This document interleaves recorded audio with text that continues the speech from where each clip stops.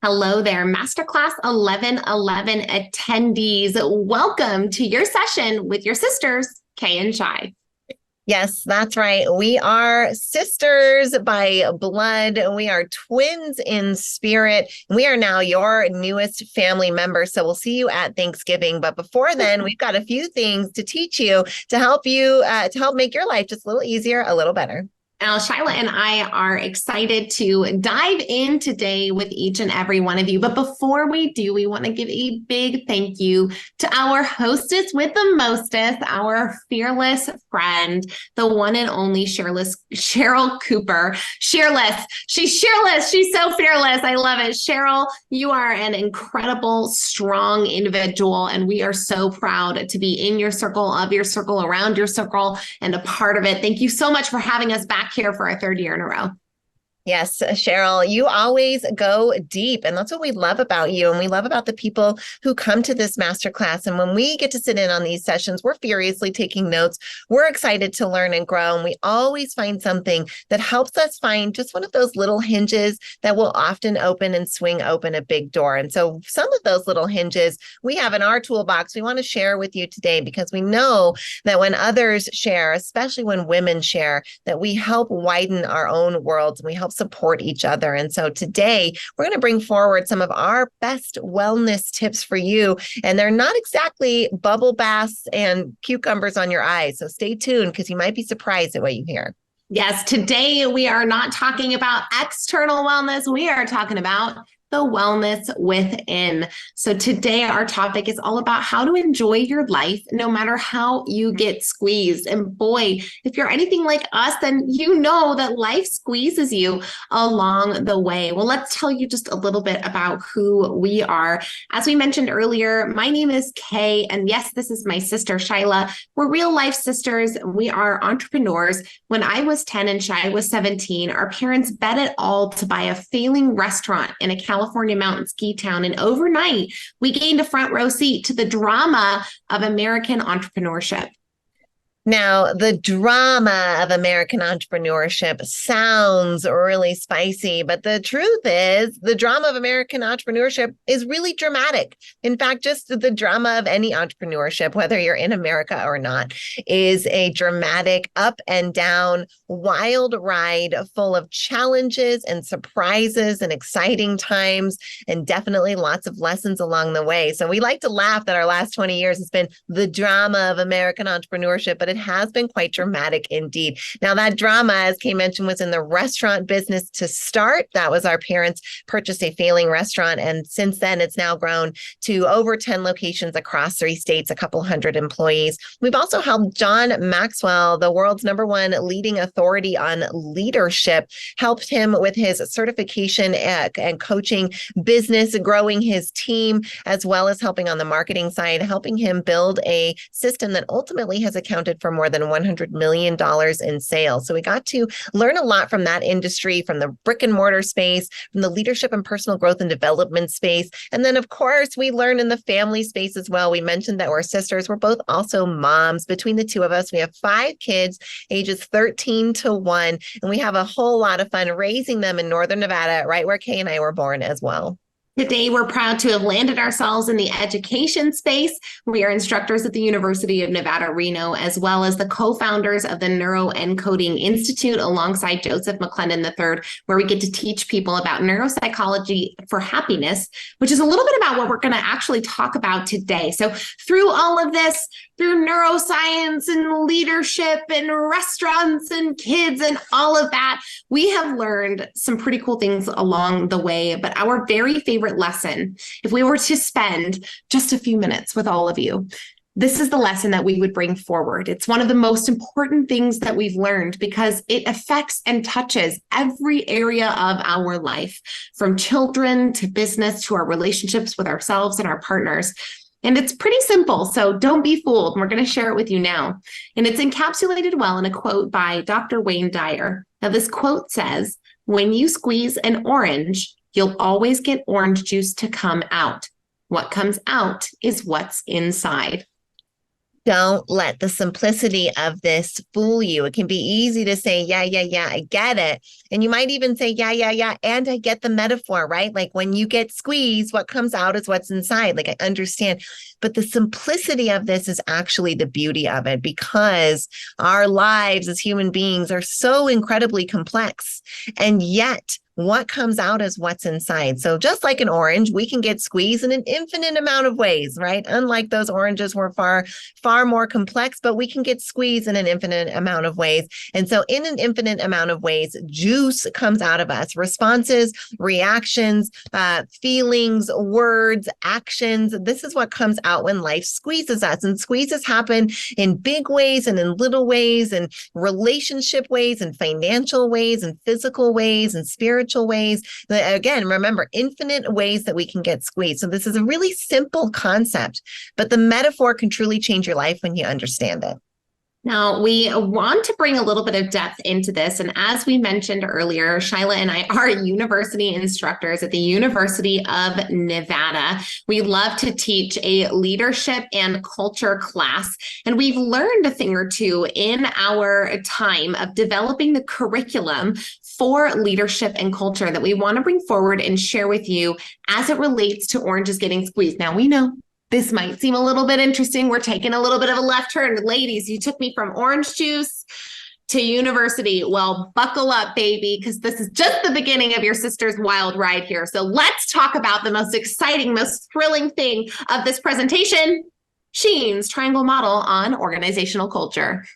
Yes, the thrilling example from the intellectual archives of a higher level management class inside of a business school and university. We promise we will only be on here long enough for your brain to understand that this is science, and long enough for your soul to understand that this is really an important piece that can help you in your life. So check it. Here's what organizational culture looks like. When we're talking about organizational culture, that's like the vibe inside of any kind of environment or organization or business. And we'll get there. But first, let's look at this. There are three pieces that come along with organizational culture, that come along with the vibe of a place, right? Now, on the top of our pyramid are the artifacts. This is what we observe. We can see it, we can feel it, we can hear it. This is the easiest one, and it's the top of it, right? These are the artifacts, the physical, tangible pieces that demonstrate the culture and that we see the culture through. Now, the middle piece here is bigger than the artifacts, though not as visible. And this is the piece called espoused values. This is what you are told, right? When someone says, what should I do in a situation where the customer is upset? And the manager says, when a customer is upset, we follow this 5-point system. Those are espoused values. That would be something that you say, this is how we do things around here. This is what the rules are. This is what you're told we value as a company. Oftentimes your mission statement, right? These are things that you might find on a website. But then you see the biggest piece here on the triangle, the bottom layer, the least visible and yet the largest in size. And this is what we call the basic or underlying assumptions. Now, underlying assumptions are what people take for granted. This is what people often don't realize they're basing decisions off of. This is that you have an underlying assumption that gravity works for you. So every time you take a step, your foot is coming down and you're not consciously thinking gravity's going to catch my foot and bring it down. You have the underlying assumption that it's going to be there. So you think about those things that you take so true that you take it for granted, just like gravity. And these are those different pieces of organizational culture. We have no anxiety as to whether gravity is going to be there from one second to the next, right? So we completely take that for granted. That's not just the things that you're not grateful for. Remember, it's those things that are happening at play on the underneath. Now, let's look at this in a different way, just in a different format. You heard Shyla allude to the visible and the non-visible. Now, this is the organizational culture pyramid as it relates to an iceberg. So we see the shared values and the shared assumptions, the underlying assumptions and what we say really happening underneath the water of the iceberg. These are happening. Then what we can see are those artifacts on top, the physical structures, the language, the rituals and ceremonies, those sorts of things, what we can see in an organization. Now, in an organization, culture forms, the definition of culture and how it forms is what the group has learned in its efforts to survive, grow, and deal with its external environment and organize itself. So this iceberg here forms as an organization deals with problems and organizes itself as a result of its external environment and the problems that it faces. Now, as Shyla and I started getting into, in 2020, we found the Neuroencoding Institute with Joseph McClendon III. Joseph has one of the most beautiful, deepest works inside personal neuropsychology and identity formation that we have ever seen. Now, as a part of this, we've learned so much about identity creation. And then we got the opportunity in 2021 to come into the University of Nevada and teach organizational culture. And all of a sudden, the work from our neuropsychologists, the doctorate neuropsychologists that we work with, and the cultural researchers that were coming forward in our book started to overlap. And so we started to see that there was this overlay between organizational culture and personal culture. So let's take a look at the definition of personal culture. Now, personal culture is what the individual has learned in their efforts to survive, grow, and deal with their external environment and organize themselves. So Shai, let's take a look at that iceberg one more time, but maybe with some critical differences. Right. If organizational culture is what the group learned in its efforts to survive, deal, and grow, then personal culture is what you've learned in your effort to survive, deal, and grow. And let's look at that here on that iceberg, right? Because each time you went to solve a problem in your life, you added a piece of ice to this iceberg until eventually you got this big old iceberg. And what's on top of it is what we see. What's below it is what's floating it. But oftentimes it's not what we imagine is floating it. So let's have a look here, right? This is the 6 artifacts of personal culture. So what is visible, what we see are those observable pieces, are physical structures, right? Like your body, how you keep it, what you wear, your language, what words you're using, your rituals and ceremonies, what holidays are you celebrating? How do you address a birthday? What are the big milestones important to you? And the stories and legends, right? What are those stories that you tell about yourself and about your family and about the world around you? Those are all those pieces of observable culture of your own personal culture that make up you, right? If you're this iceberg and your culture is your vibe and it's your personality and it's who you are, then this is what people see is on the top. Now, what we know, what's floating that top piece is this much, much larger piece below, which is our personal values and our beliefs. Now, we can't directly observe values and beliefs. Someone can espouse a value, but that only comes up and through the iceberg, right? That's not looking at it directly. So our values and beliefs are not something that can be observed from the outside perspective, but they are what are driving everything on the top of that iceberg. Now, so many of us, when we go to create any form of change in our life, we look at the physical structures and we say, I'm going to change my body, or I'm going to change what I say, or I'm going to change my daily habits, those rituals I have every day, or I'm going to change the way that I think or how I relate to the world and what I say. Now, oftentimes we start to work on the top of that iceberg and we're like, well, what's going on? We don't realize that what we really have is what Shyla said is floating underneath, right? What's floating underneath is what's going to keep the iceberg up and running. And that really comes down to those values and the beliefs. So let's take a look at these critical definitions here of 2 very important words. Now we have values here, a person's principles or standards of behavior. And then we have the definition for belief, something one accepts as true or real, a firmly held opinion or conviction. Now on values, what we love about this definition is that it is standards of behavior, not standards of intention, not standards of ideal, not standards of what you think is right, standards of behavior. So what it is that you actually do, right? What's driving your actions? And then beliefs, right? So you accept this thing as true or real. That is the way this is. And these firmly held beliefs and convictions can run our lives. They can float our iceberg in all kinds of different ways without us even realizing it. So let's come back to where we started, because it's really important that we get this concept, and we want to just bring it back because we just took you through all this heady academia and we went through our schooling. But remember, this is an incredibly simple teaching and it can all be brought down to one sentence. When you squeeze an orange, you'll always get orange juice to come out. What comes out is what's inside.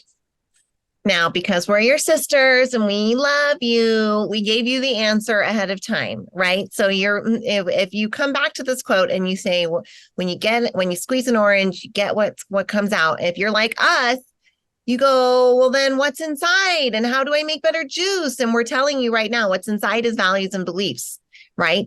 So values and beliefs is what the juice is made of. Now you can be like us and go flail around and spend a whole lifetime trying to figure it out, right? Or you can listen to something like this. You can engage with mentors around you. You can take classes like this and work alongside people like Cheryl, and you can get to the juice faster, which is what all of us want, right? So we know the juice is made up of values and beliefs, and it's easy for us to articulate this now in hindsight and retrospect for all of you family. We hope you are enjoying this lesson for you.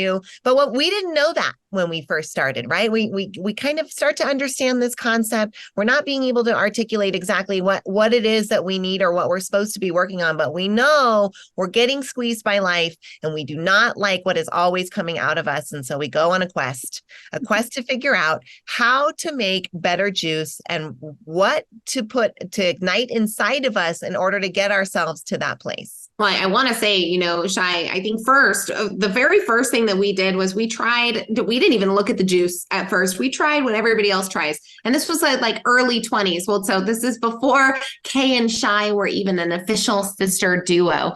We tried all kinds of really cool things. I personally moved my orange. I moved it all the way to Southern California, and then I moved it across the country to Florida. I moved my orange, and guess what? The juice inside wasn't any different. If you move your orange to Timbuktu, it doesn't change the juice. When you squeeze the orange, what's going to come out is orange juice. Now, Shai, you darkened your hair for a little while. Yeah, right. And that's what so many of us do because we think the problem is the orange, right?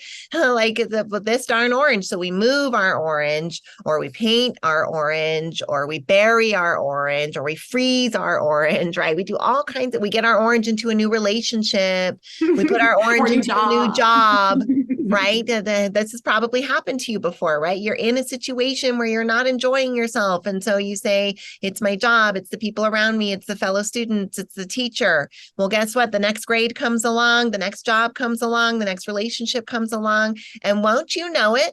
You are still having those same problems, right? That's one of those things where, yes, other people are annoying and frustrating. And of course, they were probably doing things that you didn't deserve. But at the end of the day, you are your orange and you're getting squeezed and drinking your juice. And if you don't like that juice, it's your responsibility to change it. So many of us just live our lives moving our oranges around, Kay. And I'm so glad you brought that up because it's a strategy that just doesn't work. Just like how so many organizations try to change their organizational culture by slapping motivational posters on the walls and creating new values for the company. Just changing those artifacts, changing what they say and what they see isn't enough to change someone internally, to change an organization or an individual internally. We've got to work on cultivating that juice. So here we are. Kay and Shai are officially a sister duo. They're formed. We stopped trying to move our orange, to change the external of our orange. We say we're going to work on cultivating our juice from the inside out. And so the very first thing that we do is that we start hearing all these people out there talking about this idea of passion. Okay, follow your passion and you'll never work a day in your life, right? This is what we heard. We're like, okay, great. Let's follow our passions. This is going to be the thing that's going to then create this internal juice, right? If our life is filled, if the juice is passion, maybe it's passion fruit juice, right? That's going to be the best tasting juice that we can possibly have. So let's take a look here at the definition of passion. It's strong and barely controllable emotion. Now, we're not sure about you, but after putting strong and barely controllable emotion in the driver's seat for a while, we realized that might not be the best driver for the bus, right? Where the goal is so that anytime I get squeezed, when life gets hard or I don't like my circumstances, that I don't mind my own internal experience, right? That's really what we're going for. But if strong and barely controllable emotion is in the driver's seat, well, emotions are rather fickle and they often go to the whims of your preferences. So if you prefer that it's not that cold outside and it's cold and you've got passion in the driver's seat, you might be ranting and raving about the freezing cold. Now, that might be exactly what you're looking for, but it's definitely not going to make it any warmer outside. And so for us, we realized that passion probably wasn't great because there were some things that we were really passionate about that weren't serving us. For case in point, I'm super passionate about Cool Ranch Doritos, like not a joke, extremely passionate, like could probably be a spokesperson for Cool Ranch Doritos and do it with a great joy. But that's not healthy for me. And that's not my highest and best good. And that doesn't serve my family or the world around me at large. And another thing that you can see we're doing right here that we were extremely passionate about 5 years ago was drinking. Yes, we were big champagne fans. We owned breakfast and lunch restaurants, right? Mimosas are part of our DNA. Bloody Marys are part of our life, but it had become more of a focal point than was valuable or helpful to our lives. And that's where we realized that passion was a little too dimensional for what we were looking for. Now, there were parts of passion that belonged inside our ingredient mix for our orange juice. Now, you can see here, Shyla and I love to be silly. We love to be energetic. We love to be fun. And so there were things in that we embraced passion wholeheartedly there in about 2018. And then we went in 2019 and said, hey, let's maybe keep on the silliness, keep on the energy, keep on the fun stuff, but let's quit the drinking. And we're proud that it's been nearly 5 years now without alcohol in our lives. So we said, let's try something different. Let's pick up a different focus. Let's find a new intention that's going to be something that's a little bit better for us. So we pick up purpose. We're like, all right, everybody talks about purpose-filled living. We've heard about the purpose-driven life. Like this is the thing, right? This is it. So we go up, we look at our definition, the reason for which something is done or created or for which something exists. Okay, now if we were to focus on the reason we were created, now that might be fulfilling. That might feel better. That might give something more inside, right? If I was purpose filled, would that fill me up and make me feel fulfilled in the end? It felt like it was at least one step closer to where we wanted to go. Right. Passion felt too fickle. It felt like it was on the whims of preference, right? So purpose is steady. Purpose is solid. That's what we really felt like. Purpose. We came from this fickle and whims of passion to the solid foundation of purpose. And so this was the next thing that we said, look, when I get squeezed, what needs to come out is purpose, not uncontrollable emotion. But when I get squeezed, the reason for which I exist should come out, right? Purpose should be in the driver's seat here. And so we really focused on that. And we looked at this. What is our purpose? What is our reason for which something exists? Well, Kay and Shy, gosh, when they were kids, mom and dad bought it all and got this restaurant company. And so really, this must be the purpose of our lives. The purpose of our lives is the squeeze in. It's to be restaurant owners, to be representatives of this restaurant company, and to use our strengths and gifts, which is speaking and connecting within the realms of this overall purpose, which is the restaurant. Now, this purpose felt like, okay, we're inside our family purpose. We're inside a vehicle that we can speak and teach and connect in, which makes us feel really passionate and lights us on fire. But in 2020, obviously, I think the unthinkable happened for all of us, right? None of us could have imagined the global pandemic breaking out in the beginning of that year. Now, for those of you who may remember, the food service industry was impacted heavily during that time. And on March 17th of 2020, overnight, our restaurants lost 85% of their revenue, which kicked off for us some of the scariest months of our entire lives, where we didn't know if we had a financial future. We didn't know if our business, if our family legacy was going to survive or not. And so we put this, the reason for which we are created or existed, all of a sudden, it gets threatened. Now, what do you do when you put your purpose into something outside of you, like a business or maybe your kids or a person or something else, and that thing gets taken away from you? Now we're looking at this definition, the reason for which something is done or created or for which something exists. And we're like, that is a lot of freaking pressure. And who are we to say that we would ever even know what that is? Are you God? Because last time I checked, I'm not. And so being able to figure out the purpose, the very purpose for your existence, I mean, like, come on. Knowing that is a lot to put onto a human. And so turns out that driver in the front seat of the bus creates a lot of anxiety. And we said, no, thank you to that. We are looking for something a little bit better. And so now we're on this search in 2020, and we come across Joseph McClendon III and the work that he does called neuroencoding. And in this time, we got introduced to the idea of fulfillment. Now, when we look at fulfillment, we're like, okay, this is a different word. It's not as sexy, right? Passion is really sexy. Purpose, like these are some good buzzwords. We could find them in a cute article. Fulfillment is not that cute, right? It doesn't sound, it's not buzzy. But when we look at the definition of fulfillment and we start to think, well, what would we want to be the main maker of the juice in our lives? The definition of fulfillment, satisfaction or happiness. Okay, yes, I want both of those things. As a result, that means that there's something I can do about it if there's a result of fully developing one's abilities or character. Okay, developing my ability and my character. Now that's something that's 100% inside my control. And so here inside this definition of fulfillment, this tiny little definition, I not only get the answer I'm looking for, satisfaction and happiness, but I also get instructions that are entirely inside my control that I can do something about today, right now, for free. Right. And that's pretty exciting. At least it was to us. And we hope it's exciting to you as well. Right. You think about this, right? We know that we need good values and beliefs so that when you squeeze us, out comes good juice. And so we're just trying to piece this whole thing together. And so when you squeeze us first, it's like uncontrollable emotion, right? Passion. What? Better hope I was getting squeezed by something I like.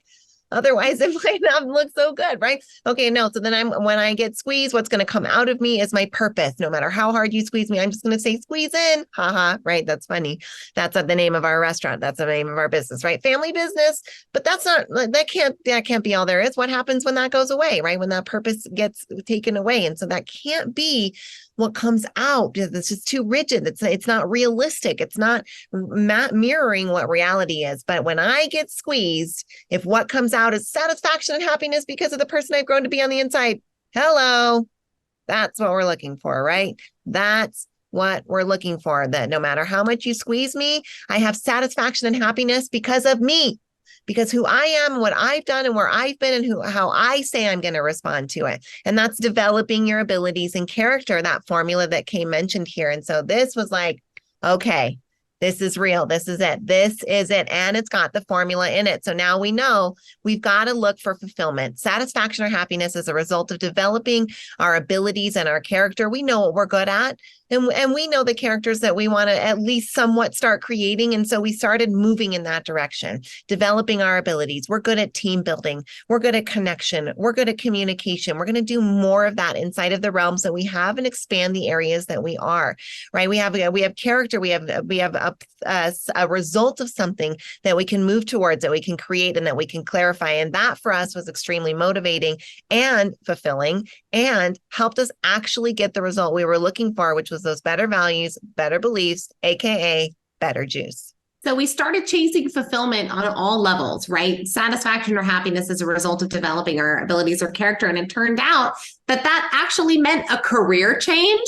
So we no longer head up our restaurant company. We hired a professional CEO, and now we get to work with that neuropsychologist, Dr. Joseph McClendon III. You see him here.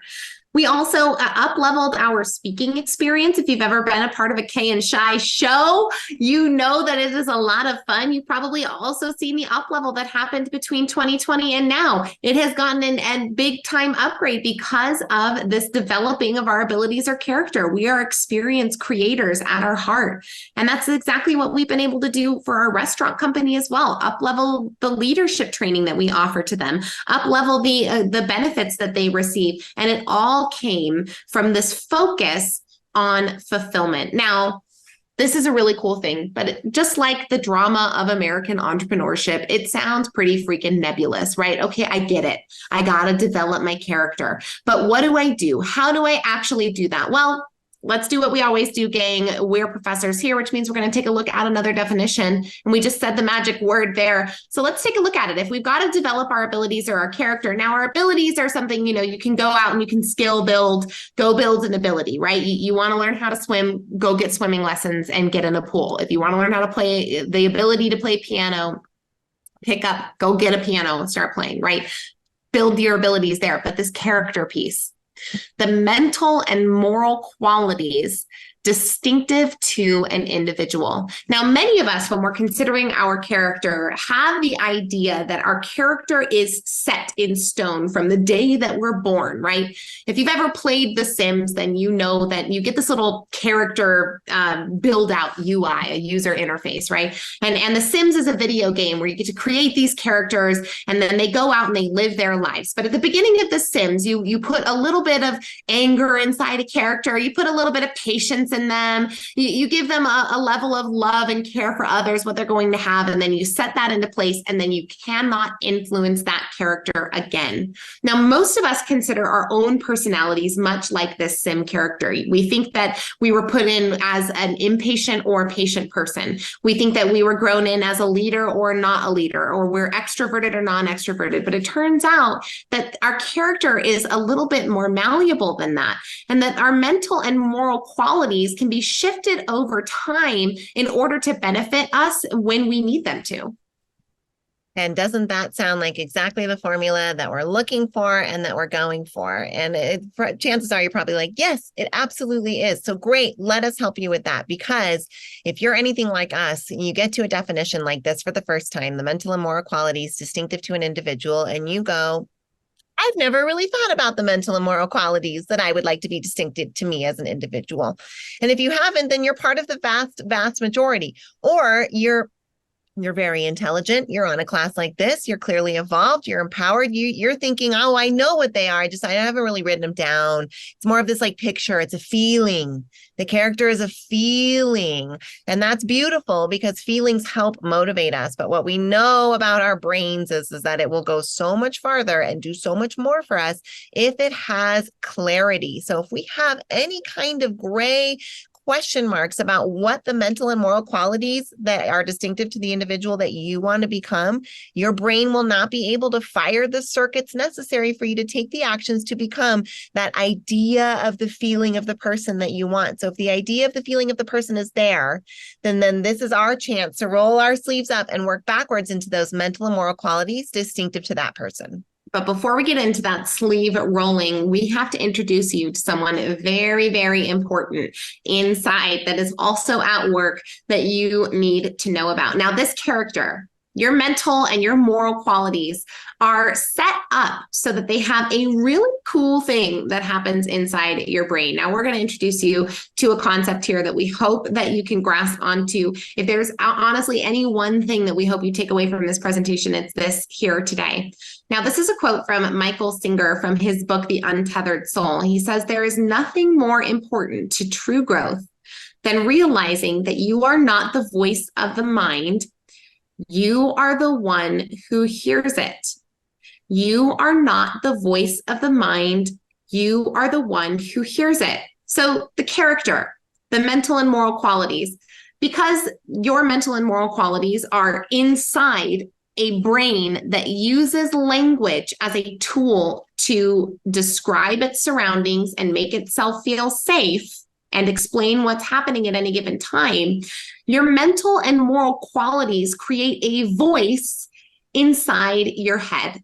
Now, many of us feel like this is the voice of our mind, and then therefore this voice is me. But the fact that we even are aware that a voice can exist in our mind, you could probably make it say something right now, right? Like make it say la, la, la, la. If you can make it say something, then intentionally, then you are the controller of that voice. You're the one who hears it. And so understanding that you're the one who's creating the mental and moral qualities. You're not the sim inside the video game living out the life personality for the rest of time. You are the person who sits behind the computer and says a little bit of patience, a little bit of perseverance, a little bit of leadership, a little bit of extroversion or introversion or whatever. You're the voice, you're the one who hears that voice in your head, and you have control, a little bit of control around programming the voice to maybe be a little bit kinder and more constructive to give you some better juice. A quote like this might seem esoteric and it seems kind of ephemeral, right? You're not the voice in your head. You're the one that hears it. But again, with the simplicity, don't let that fool you, because there's a subject-object relationship. If that voice was truly you, you wouldn't be able to hear it. You wouldn't have this idea. You wouldn't be able to like make it say something else, right? If that was fully you and it was just absolutely espousing your deepest, fullest expression of you, then there would never be this idea that you could hear it or this idea that you could control it. And so this little bit of separation helps you understand that this voice, this personality, this character inside of you is your personal culture right now. That's all it is. It's voicing the solutions for your problems in the past. You solved those problems, you found a way to work through it, and now that's become who you are, right? If you were a kid, I'm raising teenagers right now, so I can tell you, right? When you were a kid, you tested boundaries with honesty and truth telling, right? We all did. This is part of it. Now, if your parents weren't great at catching the lie and you got to lie through all kinds of stuff, that was a solution that worked for you. And maybe you're an adult who has a problem with honesty because that solution worked for you. And so now it's the personality of who you are. You think about someone we might classify as a Karen, right? The classic Karen in today's world. She's the woman who's loudly complaining. She's asking for the manager. She's causing a scene. Her face is red. She's spitting, right? This is someone who's making it known that she is unhappy. Well, what do we think about Karen's personal culture, AKA the solutions that she's used to solve her problems? What do you think she did when she was a toddler and didn't get her way? When she was a 4-year-old and didn't get the candy, when she was the 6-year-old and got disappointed about not getting to open gifts?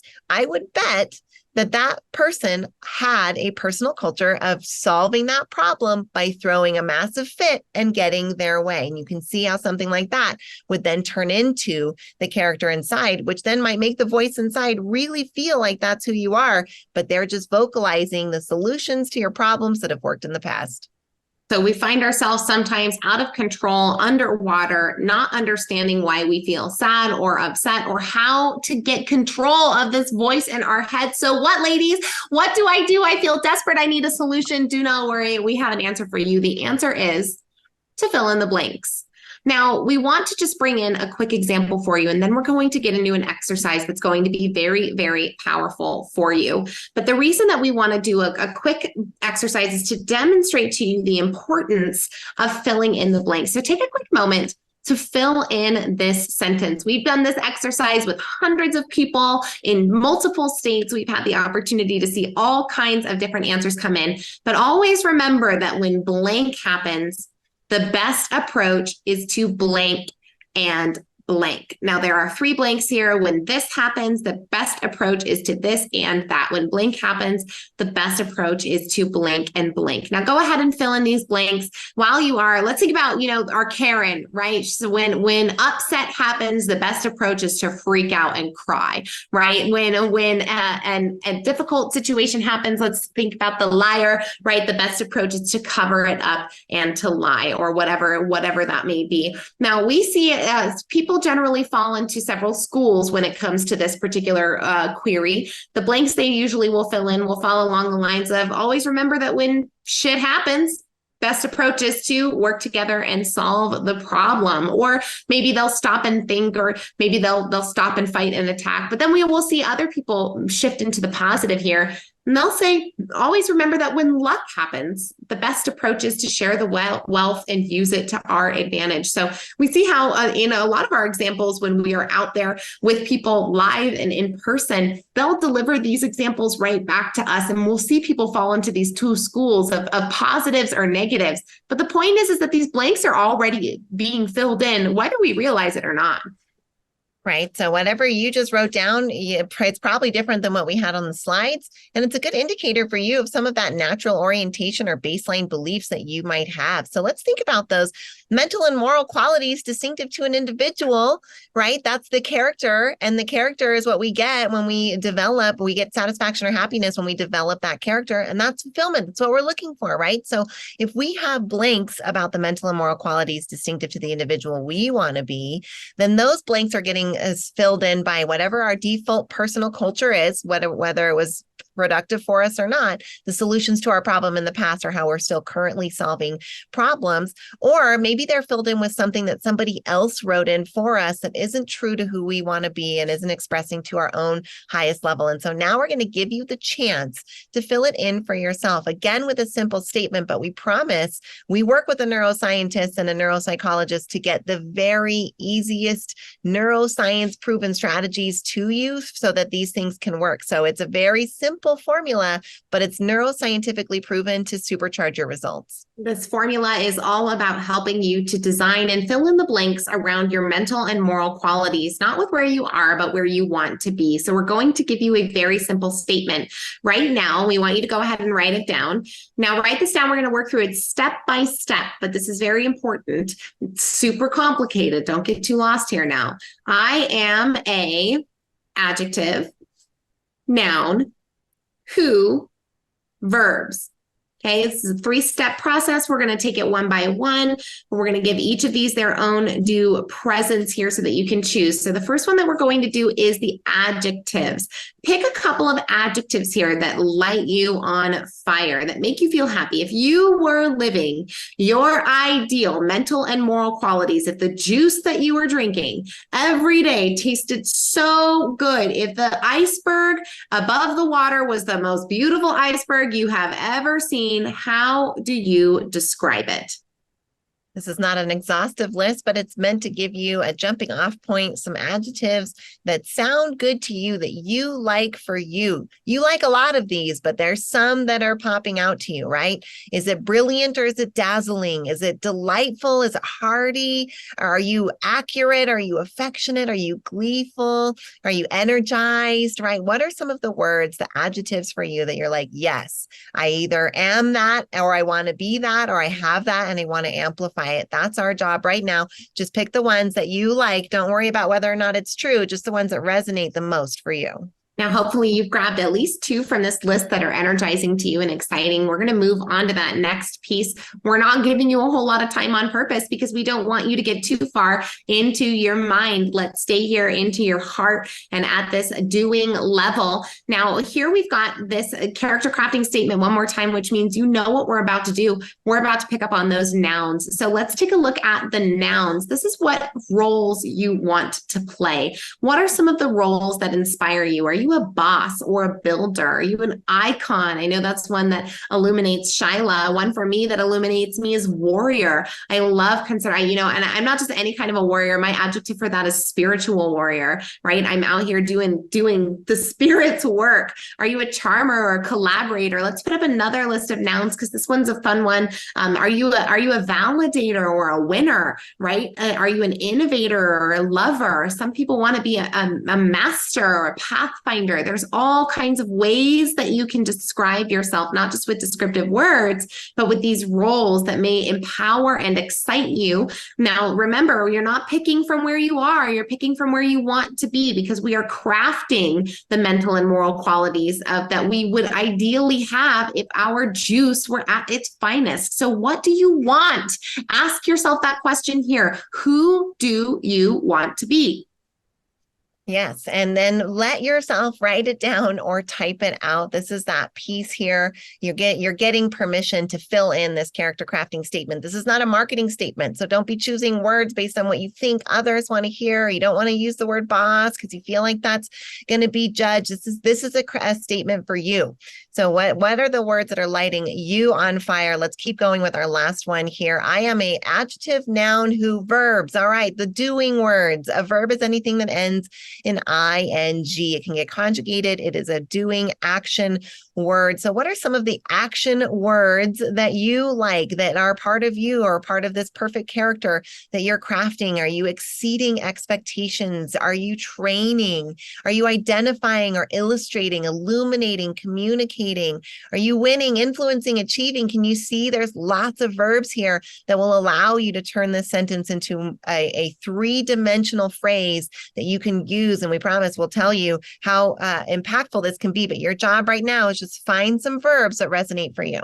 Right. What are some of the things that if you were drinking that best juice that you do, right? Are you the type of person who coaches or guides others? Do you give to others? Do you flow around the tasks that you do? Are you an improviser? What does that look like here? So add in some of these verbs that are exciting to you and then go ahead and put this all together. Now, hopefully you have got a whole sentence, right? I am a spiritual warrior who activates others, right? That is just a snippet of my own personal character crafting statement. But there are times, gang, when my days are tough and things don't feel good. And I have to channel these sentences. Now they've turned into sentences, right? Because if you're a real ninja at all of this, you start to build your own character step by step as to who you want to be. And then you affirm it to yourself day after day, and then celebrate yourself when you show up as this person in your life.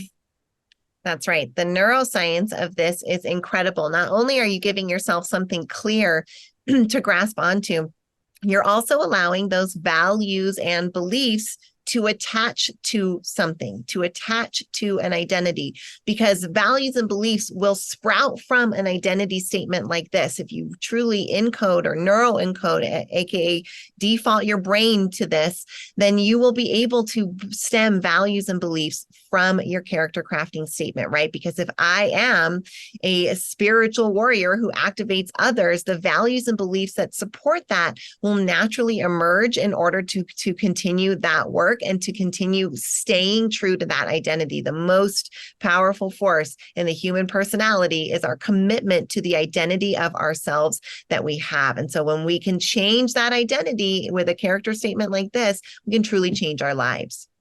Now, we hope that this has been a fun, engaging session for you today with some practical and exciting ways for you to create the character that you want to become in order to have the best possible life that you can live. Now, we want to hear from you. If you have an I am statement and you want some celebration from your sisters, send it to us. Send it over into our DMs. We're on Facebook and Instagram. You can find us at KAYANDSHI at KANSHI. We'd love to have you in our social circles, and we would love to know what your I am statement is so that we can come alongside you and celebrate you as you're out there working toward crafting the character that supports the life of your dreams. And we hope that this has been fun for you today. We know it's certainly been fun for us. We love getting the opportunity to share our favorite lessons from squeezing oranges all the way into entrepreneurship. And remember that this, as always, comes at you with the most love from your sisters,